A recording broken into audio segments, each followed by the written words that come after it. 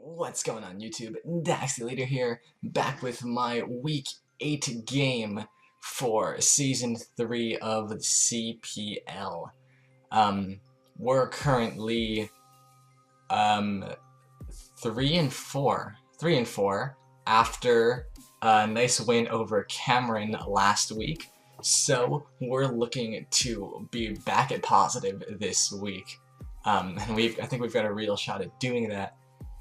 We are up against one of my good friends, Nada, who is, and this is a fact, the sweetest person on the internet.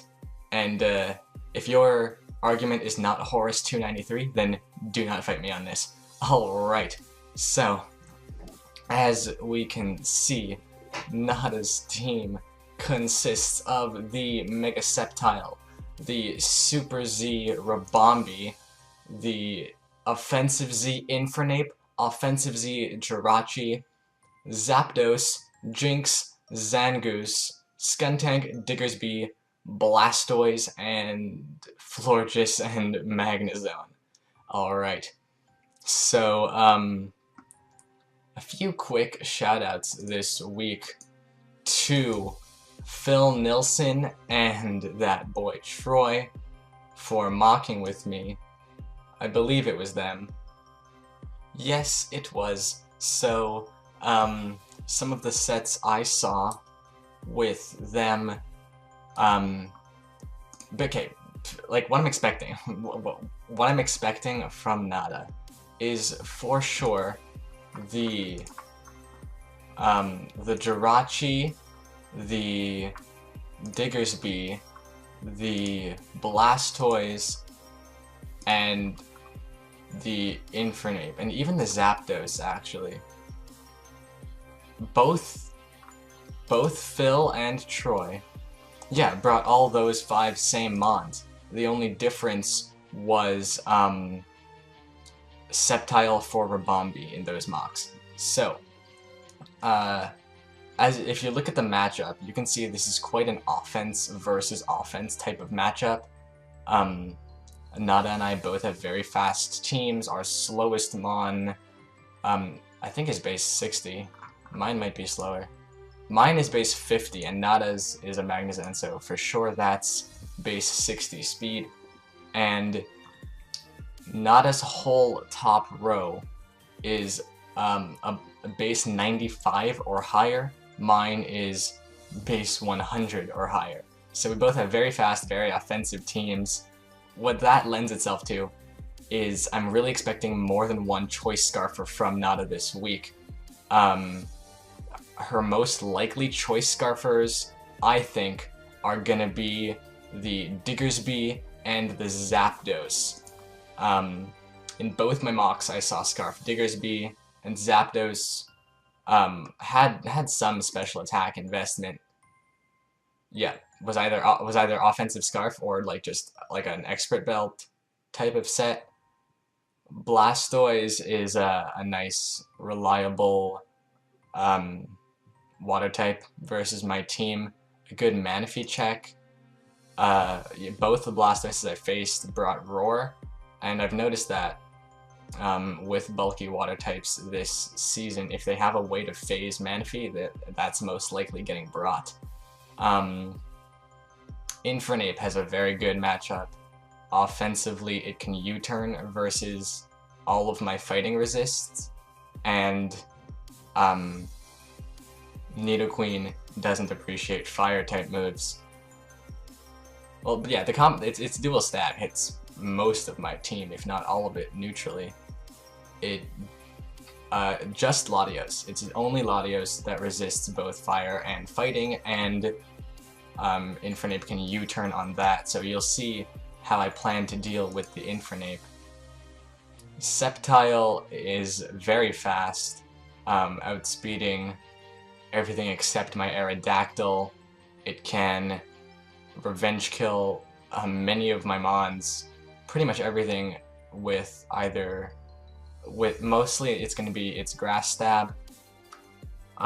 Sorry, no, Dragon is better versus my team. It can revenge kill that Manaphy though, even potentially Not a Z Rain Dance Manaphy, I don't think. If I'm not running a ton of speed, it can revenge kill even a +1 Manaphy.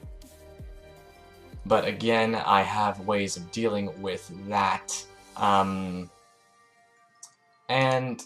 yeah, I think we'll leave it at that for Nada's team. A few mons that I just didn't see at all. That Skuntank could be a pursuit trapping set. The Rabombi is actually very threatening as it provides sticky web, which gives Nada the speed advantage that she's definitely going to need in order to win this game. The Magnezone is another potential Scarfed Electric type, but with base 60 speed, I don't even think it's fast enough to do what it needs to this game. And I was worried about Jinx for some reason.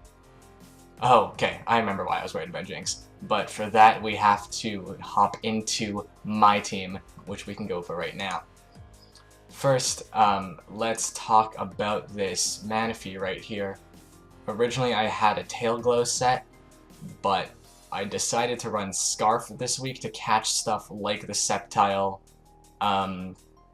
like the Diggersby, if that is Scarfed, and the Infernape, all of which could potentially revenge kill a boosting Manaphy, so I don't think a setup Manaphy was the way to go, because it would get 2-hit KO'd by pretty much anything that's faster than it, which is probably going to be most of Nada's team.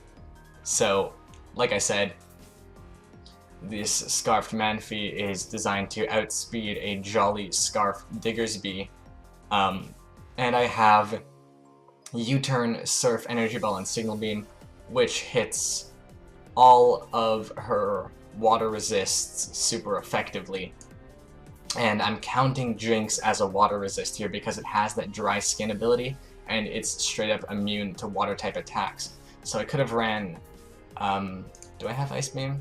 I don't have Ice Beam, exactly. I could have ran Ice Beam to hit Sceptile harder, but I decided to go with the Signal Beam because that damages both Sceptile and Jinx super effectively. Next up, the first mon I put on the team was this Hitmonlee because Nada does not have great fighting resists. Her only fighting resists are the Zapdos and the Rabombi, it looks like, and Florges. Yeah, just those three, and Hitmonlee has more than enough coverage to deal with those. With a Figgy Berry bulk up on Burden set, once my Figgy Berry pops, I can outspeed her entire team. But the speed investment is to outspeed Diggersby before my Unburden pops. So Poison Jab hits the Rabombi and the Florges, while Rock Slide hits that Zapdos, and Close Combat is a nice stab move that hits everything else. Next, we've got Penance, the Mega Aerodactyl, and shoutouts to Aster for helping me with this set a little bit. 76 speed with a Jolly Nature outspeeds a max speed modest Sceptile and any variant of Rabombi, which if Rabombi comes, this is my dedicated lead because I can taunt that and stop it from getting webs, and then hit it with the Rock Slide, which will bring it down to its sash and potentially even flinch it, which is nice. I put the rest of my EVs into bulk in order to live hits potentially from Zapdos, from Sceptile, in order to hit those.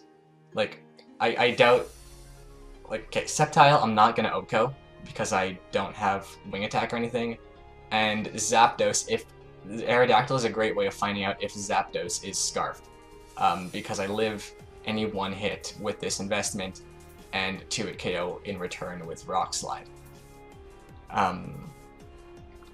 So if I find out that Zapdos is not Scarfed, then I can 2-hit KO it, but if it is locked into an electric type move, that's a safe switch into my Nidoqueen, which outspeeds an uninvested Skuntank. I have Stealth Rock, Earth Power, Sledge Wave, and Ice Beam, which this coverage generally hits every team for a ton of damage. And this is going to be my main Breaker and Stealth Rock setter this week, as usual. So that's all I really have to go for with the Nidoqueen. Next, we have another Aster recommended set, Physically Defensive Latios with Eject Button. Actually, okay, the rest of these two mons is like the little core Aster recommended this week. And I really liked the idea, so I went with it. This is a physically defensive Eject Button Latios, and what it's designed to do is switch into Jirachi or even Zapdos. What else can it switch into? Infernape. Infernape less so because of what you'll see the eject button is for. Anyway, Nada has a lot of ways on her team to gain momentum, and Latios can take U-turns, can take Volt Switches because of how defensive I am, and deny Nada that momentum, which is going to be crucial for me because I need to keep up momentum because in this offense versus offense game, right? Aerodactyl claims a kill pretty much every time it comes in, which is why another reason I want to lead with it, but Nada's most likely switch-in initially into my Aerodactyl is this Jirachi, right? So in such an event, I'm gonna go Latios, and then get ejected out into my Weavile, which is Scarfed. Having that Icicle Crash, Knockoff, Pursuit, and Aerialize, I can Pursuit Trap the threats that I mentioned earlier, such as Jirachi, such as Zapdos, Aerialize for the Infernape, and Knockoff for General Stab. The speed on my Weavile is to outspeed a +1 Rabombi, so I can do a ton of damage to that thing and revenge kill it if it's Quiver Dance with Icicle Crash or Aerial Ace. And this is just the best revenge killer versus Nada's team. It beats literally all her faster mons, it outspeeds all of her Scarfers, and it also outspeeds and kills Mega Sceptile, which is really nice. Right quick, let's go over the moves on Lottie. Defog to remove hazards, Roost to recover some HP, Psychic is good, General Stab, and Hidden Power Ground hits all her Psychic resists, I believe.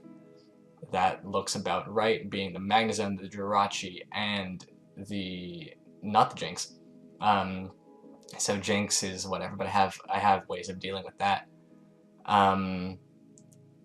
And yeah, when I calced, and the Skuntank, that's right. So I calced the damage with Hidden Power Ground, and Jirachi is the only thing, I believe. Oh wait, no.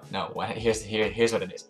Earthquake actually does more to Jirachi and Skuntank than Hidden Power Ground does, but if I run Hidden Power Ground, that gives me a chance to OHKO a offensive Magnezone, so that's why I went with Hidden Power Ground this week. And with all that being said, that's my team. Let's hop into our game and see how we did. Alright, you guys. We are back with the game versus Nada. I don't know if I said what her team was. Her team is the Stockton Heatran. And she has brought the Rabombi, the Magnezone, the Jirachi, the Blastoise, the Skuntank, and the Infernape. So really quite different from what I expected. No Diggersby, which is huge for me. No Zapdos either. So those two mons, more the Diggersby than the Zapdos, is going to make this game a lot easier for me, I feel. And I was under the impression that Zapdos is just a better offensive electric type versus my team than Magnezone is, but I guess an analytic Magnezone can do more damage to Nidoqueen on the Switch than Zapdos can, so I respect that bring as well. Like I said, my team builder, because I see that Rabombi, I'm going to lead off with Aerodactyl every time. as I do right here, but she leads off with the Jirachi. So like I said, again, I'm gonna go switch right out into my Latios and get that eject button off as I go hard Weavile. And right here, I'm going to try to eliminate this Jirachi by going for a Pursuit, but she's Culver Berry, stays in, and just takes out my Weavile right there. I believe after calculating that damage, this reveals Jirachi to be max HP, but not necessarily max defense, I think. Or this was a very bulky, not very offensive Jirachi. Or no, wait. No, I think this reveals her to be max HP, max attack. Yeah, that's it. That's it. I'm almost sure. Okay, so Manaphy can come out right here, and because Manaphy threatens with the setup, I think she'll just stay in and try to flinch this thing, or try to get some damage off as I go for a Tail Glow, because ordinarily a Tail Glow would be kind of free right here, but as you can see, I'm going to be able to outspeed and 2-hit KO with the Surf, avoiding those flinches because I'm faster. And yeah, I was confidently making that play because I had calced the damage and I knew that she wasn't heavily Spadef invested, so that was going to work out for me. Rabombi comes out right here, and I think I stay in just to deny it any kind of setup as she goes for the Twinkle Tackle and takes out my Manaphy. Now Aerodactyl can get in for free right here, and Earthquake, predicting the Magnezone, but I think I might have even killed the Rabombi from that range. Rabombi loses 76, so at 25% I'm pretty sure, whoops, I hate when that happens. Pretty sure at 25% Rabombi drops to a Earthquake anyway. So she brings out the Blastoise, and calculating the damage right here, I know that she's 0 defense and not max HP either. She could have some HP, but definitely not max, so I'm a little confused by this Blastoise damage. Anyway, I can switch out into Latios right here. This is very free for me, and just roost up, or potentially Psychic, get some damage off. I'm gonna go for that roost because I know that I'll be at full health, and if she decides to go into Skuntank, I can take, like, not a ton from the Pursuit. So that's exactly what I'll do, but you'll see that Pursuit does a ton of damage, and I think that's Jolly Bandit if I recall correctly. Anyway, I'm gonna go. It's either no, it's not. No, it can't be Bandit. Yeah, I should have put these calcs in my notes, but anyway, it's an offensive Skuntank. I think like Adamant Dreadplate or something. Yeah, so I'm gonna go into Arrow, knowing that I don't take that too much from Sucker Punch. Alright, I can live at least 2 and then KO with 2 Earthquakes. So I'm gonna try to outplay some Sucker Punches here by going for the Roost. She clicks Punishment, which is a cool play. I'm assuming she expected a Hone Claws there, so that would have been cool. She goes for a Sucker Punch, flinches me with a Stench, doesn't matter too much. And finally, I'm going to be able to kill with that Earthquake as she Poison Jabs, expecting some kind of switch. Right here, I'm just going to stay in and get some damage off on the Infernape with the EQ, because I know I live a Scarf Thunder Punch, which I believe this to be. It has to be, actually, because it outsped my arrow. So I know I can live a Scarf Thunder Punch, and if it's not Scarf, then I get damage off anyway, and Aerodactyl doesn't, like, I don't need Aerodactyl alive to take on the rest of her team anyway. Weavile is dead, never mind. But Nidoqueen can handle the rest, pretty much, because Rabombi already burned its Z move and everything.